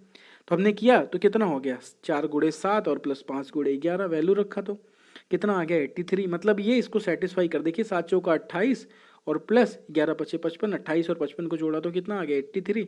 मतलब ये इसको क्या कर रहा है सेटिस्फाई कर रहा है। ये अगर इसको सेटिस्फाई कर रहा है तो इसका मतलब क्या हुआ, इसका मतलब ये हुआ कि ये दोनों वैल्यूज x और y की क्या है रियल वैल्यूज ही हैं, x और y की वास्तविक संख्या यही है। तो x और y की है वास्तविक संख्या यही है तो y - x कितना हो जाएगा, तो 11 में से 7 चला गया कितना आ गया 4। आंसर कितना निकल के आ गया 4। अगर मान लो ये यहाँ पे सेटिस्फाई ना करती तो क्या करते, तब इसको हम और बढ़ाते। हो सकता है a की वैल्यू 14 होती, b की वैल्यू 22 होती, हो सकता है 21 होता और ठीक है 33 होता। तो इस हिसाब से हम आगे बढ़ा के हिट एंड ट्रायल मेथड से इसको सॉल्व करते। लेकिन यहाँ पे तो ये इसको सेटिस्फाई कर दी, तो जहाँ पे सेटिस्फाई कर देगी वहाँ पे कोई दिक्कत नहीं, सीधे सीधे वही आंसर हो जाएगा कितना 4। आइए अगला क्वेश्चन देखते हैं। अगले क्वेश्चन में कह रहा है कि ए और बी की मासिक आय 8:5 के अनुपात में है, जबकि उनका मासिक व्यय 5:3 के अनुपात में है। यदि उन्होंने क्रमशः 12,000 और 10,000 रुपए की मासिक बचत की हो तो उनकी मासिक आय में अंतर निकालें। तो जो ए और बी का इनकम है वो कितना है 8:5 के अनुपात में, मतलब 8x और हमने 5x लिख लिया। जो उनका खर्च है वो कितना है 5:3 के अनुपात में। बस वही पुराना फॉर्मूला यहाँ पे भी लगेगा कि जो टोटल इनकम होगी वो क्या होगी वो टोटल इनकम जो होगी वो क्या होगी, वो होगी income is equal to saving और प्लस एक्सपेंडिचर, यही तो होगा। बस यहाँ पे भी आपको क्या दिया है, यहाँ पे आपको दिया है income minus saving is equal to expenditure, यही लगाना है। इनकम कितनी है उसकी 8x है, सेविंग कितनी है 12,000 है इनकी सेविंग, और उसके बाद एक्सपेंडिचर कितना है 5 है। बस फिर दूसरे की इनकम कितनी है 5x है, उसकी सेविंग कितनी है 10,000 है, और उसकी एक्सपेंडिचर कितना है, तो उसका एक्सपेंडिचर 3 है। तो इस रेशियो को हमने यहाँ पे लिख लिया, तो इसका रेशियो क्योंकि हमको दिया हुआ था 5:3, बस। तो 8x minus 12,000 upon 5x minus 10,000 is equal to 5/3। अब इसको सॉल्व कर लो, क्रॉस मल्टीप्लाई कर लो, तो ये हो जाएगा 3 8 24x माइनस 12 3 36,000 बराबर ये हो जाएगा 25x माइनस कितना, तो 25x माइनस कितना हो जाएगा 10,000 गुणे 5 50,000 हो जाएगा। ठीक, x की वैल्यू यहाँ से निकाल लोगे तो x की वैल्यू क्या आएगी, x की वैल्यू आएगी 25x में से ये 24x घट जाएगा तो x बच जाएगा, उस 50,000 को इधर भेजेंगे तो पॉजिटिव का 50,000 माइनस का 36,000 कितना आ जाएगा 14,000। ए और बी की आय में अंतर पूछा है, तो अंतर ए और बी की आय में कितना है, ए की आय 8x है, बी की आय 5x है, अंतर कितना है, अंतर है 3x का। तो 3x की वैल्यू निकालनी, तो 3x बराबर हो जाएगा 14×3 42,000, यही इसका क्या हो जाएगा आंसर हो जाएगा। 14×3 42,000 क्या हो जाएगा इसका आंसर हो जाएगा। आइए अगला क्वेश्चन डिस्कस करते हैं। अगले क्वेश्चन में दिया हुआ है आपको कि 3x माइनस 2y अनुपात 2x प्लस 3y बराबर 5:6, ये आपको दिया हुआ है। क्या दिया है 3x minus 2y ratio 2x plus 3y is equal to 5/5:6।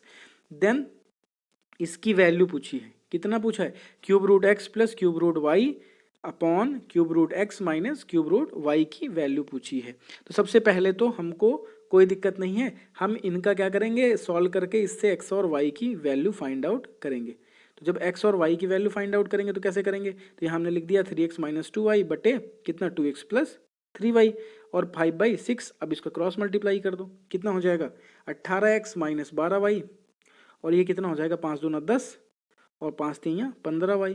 ठीक है, तो 10x प्लस 15y हो जाएगा। अब यहाँ से x की तरफ x को कर लो, y की तरफ y को कर लो, तो इस x इधर हम भेज दिया तो 18 में से 10 चला गया 8x बचा, इस y को हमने इधर भेज दिया तो 15y में से और 12y जुड़ गया तो कितना हो गया 27y, और x और y की वैल्यू आ गई कितनी 27/8। एक्स वाई की वैल्यू कितनी आई 27/8, x की वैल्यू आ गई 27 और y की वैल्यू आ गई 8। अब इसमें हम इसको रख देंगे, उठा के रख दो भाई। तो रखा तो क्या हो गया cube root 27 plus cube root 8 बटे cube root 27 minus cube root 8, यही तो हुआ। तो बस 27 क्यूब रूट मतलब कितना, 27 क्यूब रूट मतलब कितना है 3 का क्यूब होता है ना 27, तो भाई 3 हो गया बाहर। यहाँ पे 8 है तो ये 2 का क्यूब होता है तो 2, तो 3 प्लस 2 बटे 3 माइनस 2, तो 3 2 5, 5/1 कितना आ जाएगा आंसर 5। इसका आंसर कितना आ जाएगा भाई, इसका आंसर आ जाएगा 5। अगला क्वेश्चन डिस्कस करते हैं। अगले क्वेश्चन में कह रहा है कि एक विद्यालय में 1554 विद्यार्थी थे, लड़कों और लड़कियों की संख्या का अनुपात कितना था 4:3 था। लड़कों और लड़कियों की संख्या का अनुपात 4:3 था। कुछ दिनों बाद 30 लड़कियों ने उस विद्यालय में प्रवेश लिया, कुछ लड़कों ने विद्यालय छोड़ दिया। परिणाम स्वरूप लड़कों और लड़कियों की संख्या का जो अनुपात है वो 7:6 हो जाता है। विद्यालय छोड़ने वाले लड़कों की संख्या क्या होगी, विद्यालय छोड़ने वाले लड़कों की संख्या आपसे पूछी गई है। ठीक, कुछ नहीं करना है आपको, आपको पहले अनुपात दिया हुआ है, पहले अनुपात कितना था लड़के और लड़कियों के बीच का 4:3 था, तो 4x रेशियो 3x। पहले लोग कितने थे, स्टूडेंट कितने पढ़ते थे 1554, तो पहले तो हम ये निकाल लेंगे कि पहले कितने लड़के और लड़कियां थे।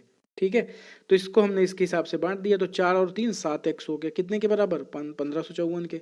तो 7x कितने के बराबर 1554 के, तो x बराबर 1554/7, तो कितना हो जाएगा 222। देखो 7 दूना 14, फिर एक बचा 7 दूना 14, फिर 7 दूना 14, कितना आ गया 222। कितना आ गया भाई 222। अब लड़कों की संख्या कितनी थी, लड़कों की संख्या थी 4x, लड़कियों की कितनी थी 3x, लड़कों की संख्या हो गई 4 × 222, तो कितना आ गया 888। लड़कियों की संख्या 3 × 266, कितनी थी क्योंकि 3x थी तो इसलिए 3 × 266 हो जाएगी, हो गया कितना 666, सॉरी 3 × 222 बराबर कितना हो जाएगा 666। अब क्या कह रहा है आपसे कि कुछ लड़कों ने विद्यालय छोड़ा है और 30 और लड़कियां विद्यालय में आई हैं, तब अनुपात कितना हो रहा है? तब अनुपात हो रहा है आपका 7:6। तो कितने लड़के थे टोटल? 888 थे। उनमें से माना हमने कि x ने छोड़ दिया, बटे में क्या आया? कितनी लड़कियां थी टोटल? 666। उनमें 30 लड़कियां क्या हुई? 30 लड़कियां और आ गई। तो अब अनुपात कितना हो गया लड़कों और लड़कियों का? 7:6। तो बस कितना आया? 888 माइनस एक्स बटे 666 प्लस 30 बराबर कितने के? तो 7/6 के। ठीक है, अब इसको सॉल्व कर लेंगे क्रॉस मल्टीप्लाई करके। तो क्रॉस मल्टीप्लाई करके सॉल्व करिए तो ये हो गया भाई इधर, तो 6 गुड़े 888 माइनस एक्स और 6 कितना? 6x। ये हो गया इधर 6 गुड़े 666 प्लस 210, 7 या 210 हो जाएगा, 7 और 30 का मल्टीप्लाई होगा 210 आ जाएगा। बस इसको मल्टीप्लाई यहाँ नहीं करना, मल्टीप्लाई करेंगे तो आपका कैलकुलेशन कॉम्प्लिकेटेड हो जाएगा। बस यहाँ पे ध्यान रखना है। अब इस 6x को हमें कहाँ ले जाना है? उधर ले जाना है, पॉजिटिव बनाना है। 6x को हमें कहाँ ले जाना है? उधर ले जाके पॉजिटिव बनाना है। तो हमने 6x पॉजिटिव बना लिया। अब क्या हुआ? 6 गुड़े 888 माइनस 7 गुड़े 666 और प्लस 210, ये जोड़ना है। अब यहाँ से हमें क्या करना है? 111 कॉमन ले लो, तभी ये आसान हो जाएगा। क्या करना पड़ेगा? 111 को कॉमन लेना पड़ेगा। तो जब हमने 6x इज इतना हुआ, 111 को कॉमन लिया, तो 111 को जब कॉमन लिया तो कितना हो गया? 6 और गुड़े 8, 6 8 48 आ गया। फिर 6 7 गुड़े 6 7 6 42 हो गया। कितना हो गया? ठीक है, 42। ठीक, तो अब कितना हो गया? 111 गुड़े 48 में से 42 गया 6, तो 111 गुड़े 6 प्लस 210, तो 666 और प्लस 210 जुड़ जाएगा, तो कितना आ जाएगा आंसर? 876।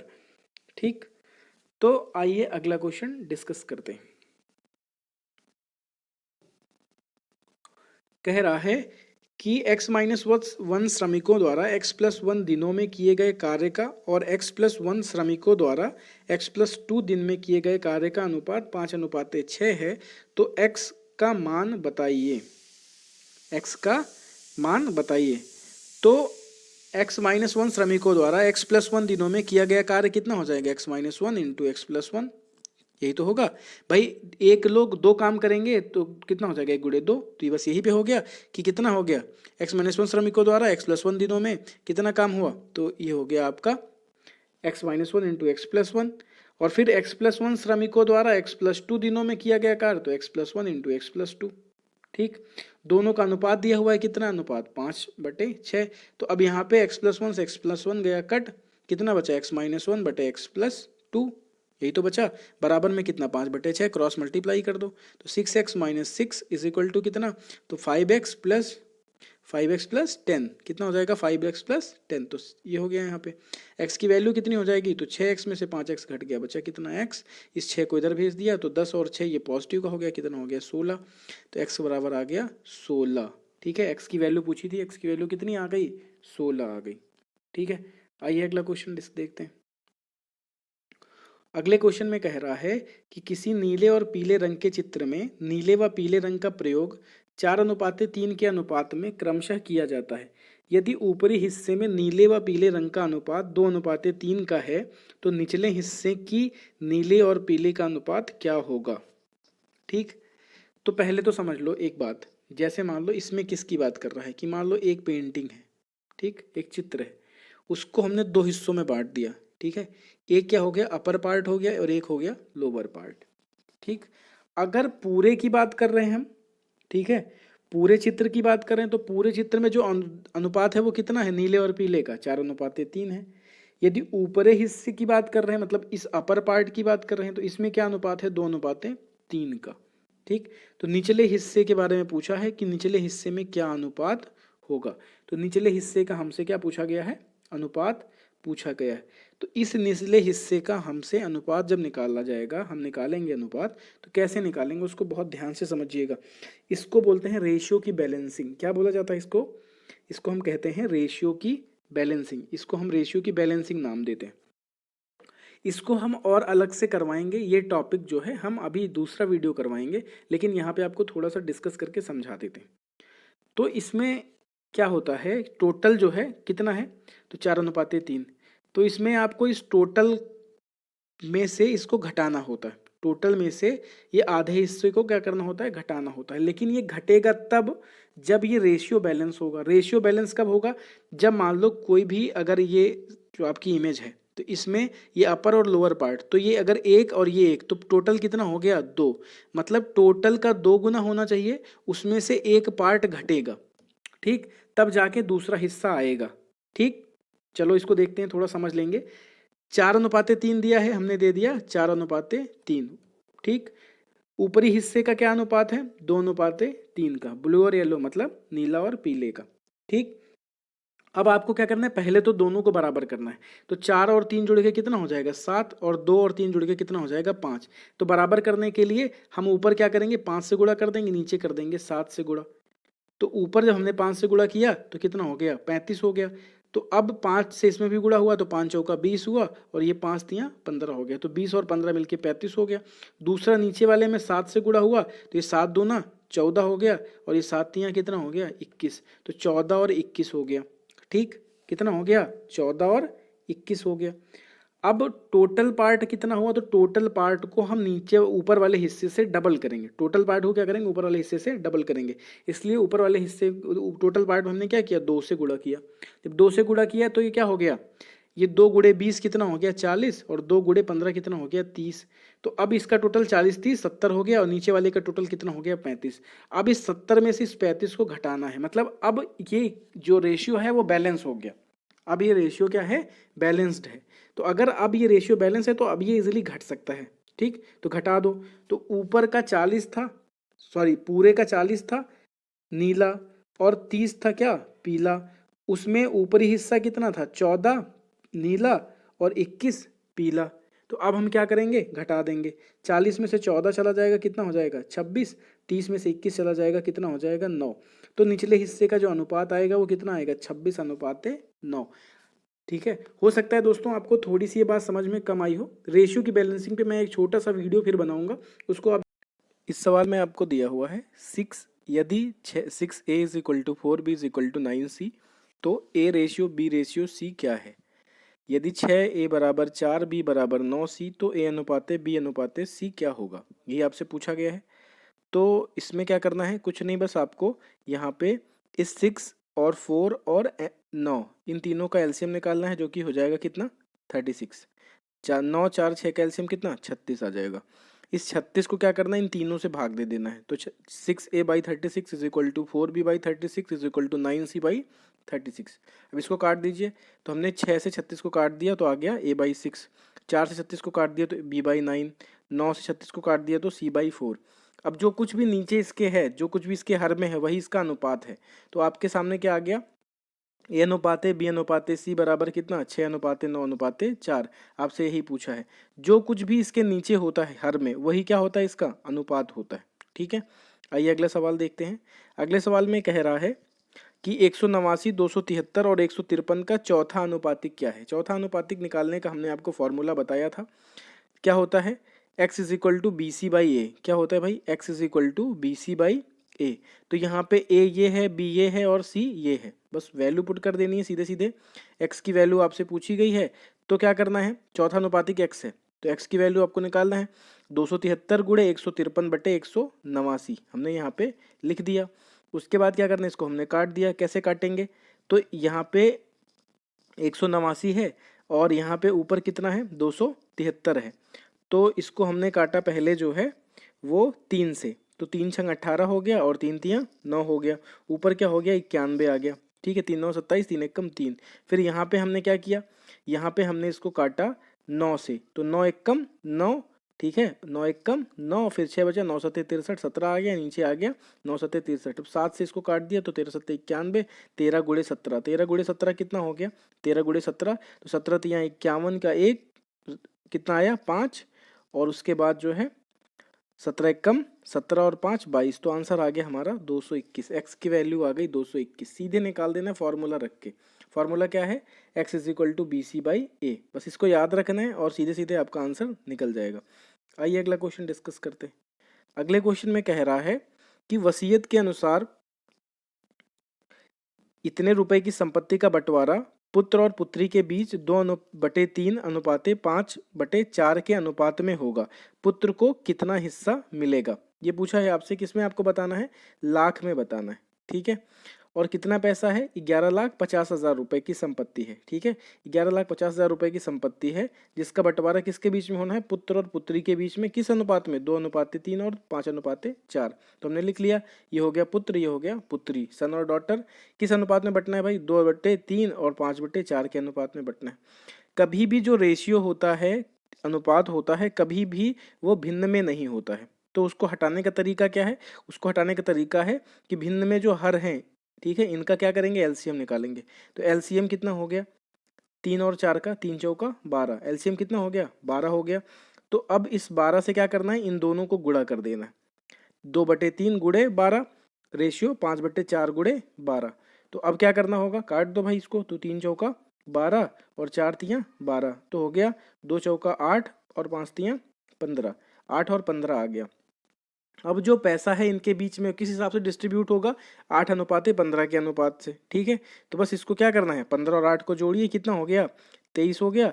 अब 23 कितने के बराबर हो गया, तो 11,50,000 के। तो 23 हो गया 11,50,000 के बराबर। एक कितने के बराबर, 11,50,000 बटे 23।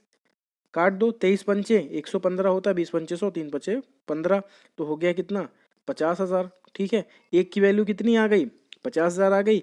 तो पुत्र को कितना मिल रहा है, यही आपसे पूछा है कि पुत्र का हिस्सा कितना मिलेगा लाख रुपए में। पुत्र को मिल रहे हैं 8 इसके हिसाब से, तो 8 गुणे 50,000 मतलब कितना, 4 लाख। पुत्र को कितने रुपए मिल रहे हैं, 4 लाख मिल रहे हैं। तो यहाँ पे जो इस क्वेश्चन में सबसे इंपॉर्टेंट बात समझने वाली क्या है, यहाँ पे जब भी फ्रैक्शन में जो है आपका रेशियो दिया हुआ होगा, तो उसमें क्या करना है, आपको हर को लेके, दोनों के हर को लेके उसका एलसीएम निकालना है। क्या निकालना है, एलसीएम, और उस एलसीएम को दोनों में क्या करना है, गुणा कर देना है, तो आपको ये मिल जाएगा। ठीक है, आइए अगला सवाल देखते हैं। अगले सवाल में कह रहा है, फिल्म के टिकट की कीमत 9:10 के अनुपात में बढ़ी थी। फिल्म के टिकट की कीमत कितने के अनुपात में बढ़ी थी, 9:10 के अनुपात में बढ़ी थी। यदि सिनेमा हॉल में मूल किराया 180 रुपये था और 2200 टिकट बेचे गए थे, तो सिनेमा हॉल के राजस्व में हुई वृद्धि क्या है। ठीक, आपसे पूछा है कि उसके राजस्व, राजस्व मतलब जो पैसा अर्न हो रहा है, जो पैसा कमाया जा रहा है, ठीक है, सिनेमा हॉल के मालिक के द्वारा, वो कितनी वृद्धि हो रही, वही आपको निकालना है। ठीक, आओ इसको समझते हैं। तो टिकट का मूल्य जो था, ठीक है, पहले कितना था, पहले कितना था टिकट का मूल्य, 9 रुपये। अब कितना हो गया, 10 रुपये। ठीक, तो मूल किराया मतलब कितना था, 9 रुपये था, और मूल किराया आपके क्वेश्चन में कितना दिया हुआ है, 180 रुपये, यही तो दिया है सिनेमा हॉल में मूल किराया। मूल किराया का मतलब पहले जो किराया था, बढ़ने से पहले। तो 9 कितने के बराबर हो गया, 180 के। एक कितने के बराबर हो गया, 180 बटे 9, कितने के बराबर, 20 के बराबर। एक की वैल्यू आ गई 20। वृद्धि के बाद किराया क्या हुआ, वृद्धि के बाद जो किराया आया वो कितना हो गया, वृद्धि के बाद जो किराया हुआ वो हो गया 10। तो 10 की वैल्यू निकाल लो। वृद्धि के बाद 10 गुणे 20 कितने रुपए हो गया, 200 रुपये। तो वृद्धि के पहले किराया था 180, वृद्धि के बाद हो गया 200 रुपये। अब मूल राजस्व पहले कितना आता था भाई, टिकट कितने बेचे थे उन्होंने, 2200 टिकट बेचे थे। तो मान लो आप 4 टिकट बेच रहे हो और 2 रुपए की एक टिकट है, तो कितने रुपए कमाओगे, 4 दूना 8, बस यही सेम सिंपल सी बात है। तो मूल राजस्व कितना, 2200 टिकट बेचे थे और 180 रुपए का एक टिकट था, तो कुल कितने रुपए कमा रहे थे, तो 2200 गुणे 180। तो इसको सॉल्व करके आंसर निकाला, कितना आया, तो 3,96,000 रुपये आया। कितना आया, 3,96,000। अब वृद्धि के बाद राजस्व क्या होगा, तो वृद्धि के बाद तब भी टिकट कितने बेच रहे हैं, 2200, लेकिन रेट अब कितना है, अब 180 से बढ़ के 200 हो गया। तो 2200 गुणे 200 कर दिया हमने, तो कितना आ गया, 4,40,000 आ गया। तो पहले जो राजस्व आता था वो कितना आता था, 3,96,000। अब जो राजस्व आ रहा है वो कितना आ रहा है, 4,40,000। तो राजस्व में वृद्धि कितनी हुई भाई, 4,40,000 में से 3,96,000 घटा दो, तो कितना आ जाएगा, 44,000 आ जाएगा। यही 44,000 इसका क्या हो जाएगा, आंसर हो जाएगा। ठीक, आइए अगला सवाल देखते हैं। कह रहा है, ए और बी के वेतन के योग और उनके वेतन के अंतर का अनुपात कितना है, 11:1 है। और बी और सी के वेतन के योग और उनके वेतन के अंतर का अनुपात भी 11:1 है। दोनों का अनुपात कितना भाई, 11:1, 11:1। ठीक, अगर ए का वेतन सबसे ज़्यादा है और सी का वेतन सबसे कम है, तो बी का वेतन क्या होगा, दिया गया है कि उनका कुल वेतन कितना है, 1,82,000 रुपये। ठीक, चलो अब इसको स्टार्ट करते हैं। इसमें क्या कह रहा है कि जो ए और बी के वेतन का योग है और उनका अंतर है, क्या अनुपात है, 11:1। हमने लिख दिया ए बट्टे ए प्लस बी बट्टे ए माइनस बी बराबर कितना, 11/1। ठीक, अब इसको हमने क्रॉस मल्टीप्लाई किया, तो सॉल्व किया तो कितना है, ए प्लस बी हो गया, ये भाई एक से मल्टीप्लाई होगा तो कुछ नहीं चेंज होगा, ए प्लस बी रहेगा। ये 11a माइनस 11b हो गया बराबर में। ठीक, अब यहाँ पे ए को ए की तरफ, बी को बी की तरफ कर लो। तो हमने यहाँ पे बी को इधर भेज दिया, ए को इधर भेज दिया, तो 12b इज इक्वल टू हो गया 10a, और ए और बी का रेशियो निकाला तो कितना आ गया 6/5, अनुपात निकाला तो कितना आया 6/5 या 6:5। फिर वही चीज़ बी के साथ, बी और सी के साथ भी हमने कर दिया। बी और सी के साथ में क्या दिया हुआ है, तो बी प्लस सी का मतलब बी प्लस सी बटे बी माइनस सी बराबर 11/1, इसको भी सॉल्व किया हमने, तो B plus C is equal to 11b minus 11c। तो यहाँ पे भी अब बी की तरफ बी को कर दिया, सी की तरफ सी को कर दिया। ठीक, तो बी इधर हमने बी को भेजा तो 10b और ये हो गया 12c, तो b बाई सी आ गया कितना 6:5 या 6/5 आ गया। ठीक, अच्छा अब आपको क्या पूछा है, आपको पूछा है कि बी का वेतन क्या होगा, यही तो पूछा है, बी का वेतन क्या होगा। तो अब हम वही कॉन्सेप्ट यूज करेंगे जो हमने स्टार्टिंग में पढ़ा था, क्या कि यहाँ पे ए और बी का अनुपात दिया है, यहाँ पे क्या दिया, और बी और सी का अनुपात दिया है। तो और हमें पूछा क्या है, ए बी सी का अनुपात। तो पहले तो चेक करेंगे कि दोनों में बी कॉमन है क्या, बी बराबर है क्या, नहीं बराबर है भाई, बी यहाँ पे 5 है और बी यहाँ पे 6 है, तो इसके लिए तो हमें कॉन्सेप्ट लगाना पड़ेगा। तो हमने यहाँ पे लिखा ए अनुपाते बी कितना 6:5 और बी अनुपाते सी कितना 6:5। ठीक, अब क्या करना पड़ेगा आपको, जिसके बगल में जो खाली है उसको भर देंगे, जिसके बगल में जो खाली है उसको भर देंगे। तो इसके बगल में ये खाली था तो हमने यहाँ 5 लिख दिया, इसके बगल में ये खाली था तो हमने यहाँ 6 लिख दिया। अब मल्टीप्लाई कर दीजिए तो 36, 30 और 25 आ जाएगा, 6 छंगा 30, 6 पंचे 30 और 5 25 आ जाएगा। ठीक, अब क्या करना है, सबको जोड़ दो।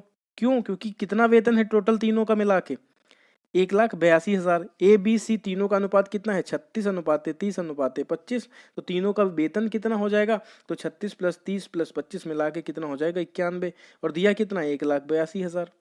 तो 91 कितने के बराबर, 1,82,000 के बराबर हो जाएगा। ठीक, अब क्या करना है, एक की वैल्यू निकाल लो, तो एक की वैल्यू कितनी 1,82,000 बटे 91, तो आ गया कितना 2,000। 91 दूना कितना 182, तो 2,000 आ गया। बी का वेतन कितना होगा, तो बी का वेतन कितना है, बी का वेतन यहाँ पे कितना है 30 है।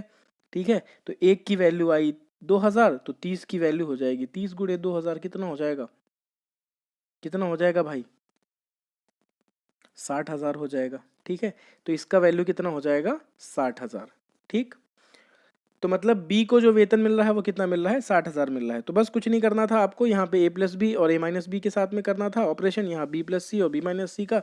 फिर आपको जो दो अनुपात मिले थे उन अनुपात को हमने यहाँ पे 6:5 और 6:5 लिख के और इसको अपने कॉन्सेप्ट से सॉल्व कर लिया। दोनों में तीनों में क्या आ गया 36, 30 और 25 का रेशियो आ गया, और उसको जोड़ा 91, वो कितने के बराबर 1,82,000 के, एक कितने के बराबर 2,000 के। तो बी का वेतन आ गया निकल के कितना 60,000 रुपये, यही इसका हो गया आंसर। आइए अगला सवाल देखते हैं।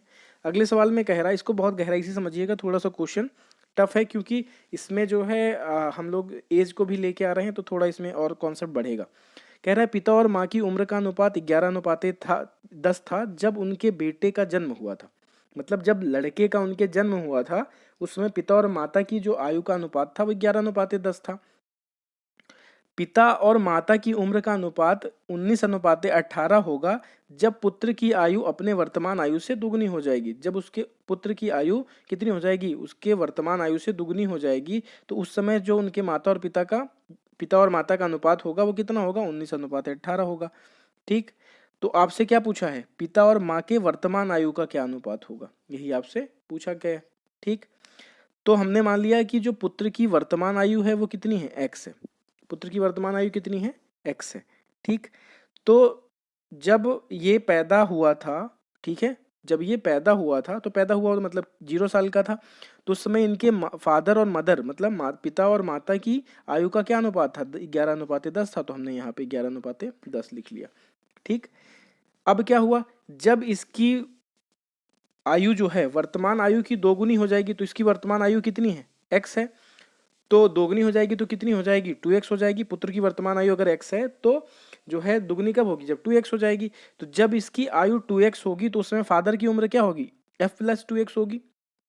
ठीक है, क्योंकि जब ये पैदा हुआ था तब उसमें कितनी उम्र थी f थी और मदर की कितनी थी m थी। तो अब जब ये इसकी उम्र जो है वर्तमान उम्र की दोगुनी हो जाएगी तो उसमें पिता की उम्र क्या होगी f + 2x और माता की उम्र क्या हो जाएगी m + 2x। ठीक। और दिया है कितने के बराबर, ये दिया हुआ है 19:18 के बराबर, तो 19/18 हमने लिख दिया। ठीक। अब यहाँ पे इसकी वैल्यू उठा के एफ और एम की हमने रख दी, तो एफ की वैल्यू कितनी 11 और एम की वैल्यू कितनी 10। ठीक। तो 11 + 2x बटे 10 + 2x बराबर 19/18। ठीक। अब क्या हुआ, यहाँ पे इसको हमने सॉल्व किया, तो सॉल्व करके हमने यहाँ पे x की वैल्यू निकाली, तो क्या हो गया 18 और 11 का गुणा तो 198 आया, 18 दूना 36x बराबर, फिर 19 और 10 का गुणा किया 190 और उसके बाद 19 दूना 38x, तो 2x बराबर 8 आया, x की वैल्यू आ गई 4। तो x की वैल्यू कितनी आ गई 4। पिता और माता की वर्तमान आयु का अनुपात क्या आया, तो f+4 और m+4, यही तो आएगा। वर्तमान आयु कितनी हो जाएगी f+4 और m+4। क्यों, क्योंकि अब जो उनके पिता की उम्र है वो है f+x और माता की उम्र क्या है m+x। ऐसा क्यों है, क्योंकि जब वो लड़का पैदा हुआ था तब वो बिल्कुल 0 साल का था, तो उस समय पिता की उम्र f थी। ठीक है। और माता की उम्र कितनी थी m थी। अभी वर्तमान में वो कितने साल का है x ईयर का है, तो अब x साल का होने के बाद पिता की उम्र भी x f+x हो जाएगी, माता की उम्र भी f+x m+x हो जाएगी। देखो होता क्या है एज में, जब एज बढ़ती है तो एज सबकी बढ़ती है। ठीक है। जैसे पिता और पुत्र हैं तो 4 साल बाद जो उम्र होगी तो पिता में भी तो 4 साल बढ़ेगी और पुत्र में भी 4 साल बढ़ेगी। बात समझ गए, इसलिए f+x और m+x। ठीक है। तो f+4 और m+4, तो f की वैल्यू कितनी 11 + 4 और m की वैल्यू 10 + 4, तो 11 + 4 15, 10 + 4 14। तो अब जो है वर्तमान में पिता और माता की आयु का अनुपात कितना हो गया 15:14। एक बार फिर से समझ लो भाई, कितना अनुपात था 11:10 जब वो लड़का पैदा हुआ था। ठीक। और जब उस लड़के की उम्र वर्तमान की दुगनी हो गई तो उस समय उनका क्या अनुपात था 19:18। ठीक। तो हमने शुरू में मान लिया क्या कि पुत्र की आयु कितनी हो गई x हो गई। ठीक। जब वो पैदा हुआ था उस समय वो 0 साल का था, तो f थे 11, m थी 10। ठीक। दुगना हुआ तो f+2x हो गया, m+2x हो गया, कितना 19:18। तो f की वैल्यू उठा के हमने यहाँ रख दी, m की वैल्यू उठा के यहाँ रख दी, तो 11 + 2x और 10 + 2x सॉल्व करके x की वैल्यू निकाली हमने 4। पिता और माता की वर्तमान आयु का अनुपात तो f+4 और m+4 मतलब f+x और m+x होगा, तो क्या हो गया 15:14, या पिता और माता की वर्तमान आयु का अनुपात हो गया कितना 15:14। ठीक है। आइए अगला सवाल देखते हैं। अगले सवाल में कह रहा है एक पर्स में 1 रुपए 50 पैसे और 10 पैसे के सिक्के के रूप में 6:9:10 के अनुपात में 34.5 रुपए रखे। 10 पैसे की सिक्कों की संख्या ज्ञात करें। ठीक है। क्या कह रहा है कि कोई एक पर्स है जिसमें 1 रुपए के 50 पैसे के और 10 पैसे के सिक्के हैं। ठीक। और वो किस अनुपात में है 6:9:10 के अनुपात में है, और कुल मिला के कितने रुपए हो रहे हैं तो 34.5 रुपए हो रहे हैं। क्या पूछा है 10 पैसे की सिक्कों की संख्या क्या होगी। ठीक। तो 1 रुपए के सिक्के, 50 पैसे के सिक्के, तो 50 पैसे के सिक्के कितने रुपए के हुए आधे रुपए के हुए भाई, 50 पैसा मतलब आधा रुपया। 10 पैसे के सिक्के मतलब कितने रुपए के हुए तो 1/10। 10 पैसे का मतलब क्या हुआ 1/10 रुपया हुआ। ये सब तीनों वैल्यूज हमने रुपए में लिख दी हैं। ठीक है। जब सिक्के कितने हैं तो 6:9:10 के अनुपात में है। ठीक। तो कितनी वैल्यू हो रही है उनकी, अगर 1 रुपए के 6 सिक्के होंगे तो कितना रुपया होगा तो 6 × 1 6 रुपए होगा। 50 पैसे के कितने सिक्के 50 पैसे के 9 सिक्के होंगे, मतलब 1/2 के 9 सिक्के, तो 1/2 × 9 तो कितना हो गया 9/2, मतलब 4.5 रुपए होंगे। फिर 10 पैसे के कितने सिक्के 10 सिक्के, तो 10 × 1/10 तो कितना आ गया 1। तो लेकिन यहाँ पे भी क्या है, यहाँ पे जो रेशियो है वो भिन्न में नहीं हो सकता। रेशियो क्या है भिन्न में नहीं हो सकता, तो 2 से हमने सबको गुणा कर दिया। ठीक है। तो 6 से 2 को गुणा किया 12 हो गया, 9/2 को 2 से गुणा किया तो 9 हो गया, और 1 को 2 से गुणा किया तो 2 हो गया।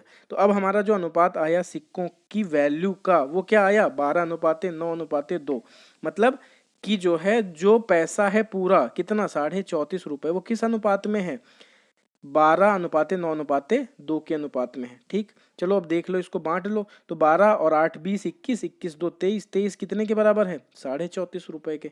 एक कितने के बराबर 34.23, तो हो गया कितने रुपए के बराबर 1.5 रुपए के बराबर। कितने के बराबर 1.5 रुपए के। तो 1.5 रुपए आए एक की वैल्यू, और 10 पैसे के सिक्कों की वैल्यू कितनी है 2 है। ठीक है। तो 10 पैसे के सिक्कों की वैल्यू कितनी है 2 है, तो 2 कितने के बराबर हो गया 1.5 × 2 3 रुपए। मतलब अगर 3 रुपए वैल्यू है ₹3 वैल्यू होने पे 10 पैसे के सिक्के कितने होंगे? तो ₹1 में 10 पैसे के 10 सिक्के होंगे तो ₹3 में 30 सिक्के होंगे, तो 3 गुणे 10 हो गया कितना? 30। ठीक है, सिक्के की संख्या कितनी आ गई? 30। 10 पैसे के सिक्कों की संख्या कितनी आ गई? 30। एक बार फिर से देखो, यहाँ पे कॉइन हमको लेना था, तो कॉइन हमने ₹1 के, 50 पैसे के और 10 पैसे के ले लिए, लेकिन हमने वैल्यू सबके किस में रखी? वैल्यू रखी है रुपए में ही। अब संख्या कितनी है? 6, 9, 10। भाई अगर आपके पास, ये बताओ, अगर आपके पास ₹1 के 4 सिक्के हुए तो कितने रुपए हुए? तो 4 गुणे 1 वही तो करते हैं। तो यहाँ पे भी वैल्यू निकालने के लिए हमने मल्टीप्लाई कर दिया, सबका मल्टीप्लाई कर दिया। 1/10 गुणे 10 तो 1 आ गया, 1/2 गुणे 9 तो 9/2 आ गया। उसके बाद हमने किया 1 गुणे 6 तो 6 आ गया। बस इसको भिन्न में नहीं रख सकते, इसलिए भिन्न हटा दिया। उसके बाद इसको यहाँ पे कंपेयर कर लिया। 1 की वैल्यू आ गई ₹1.5, तो 2 की वैल्यू कितनी? क्योंकि जो सिक्कों की वैल्यू है वो 10 पैसे की कितनी? 2 है, तो 2 की वैल्यू हो गई ₹3। सिक्कों की संख्या कितनी? तो ₹3 में 10 पैसों की सिक्के की संख्या कितनी होगी? भाई ₹1 में 10 सिक्के, तो ₹3 में 30 सिक्के। यही इसका आंसर आ गया, ₹30 सिक्के। ठीक है, आइए अगला सवाल देखते हैं। अगले सवाल में कह रहा है ए और बी की आयु का अनुपात 5:7 है।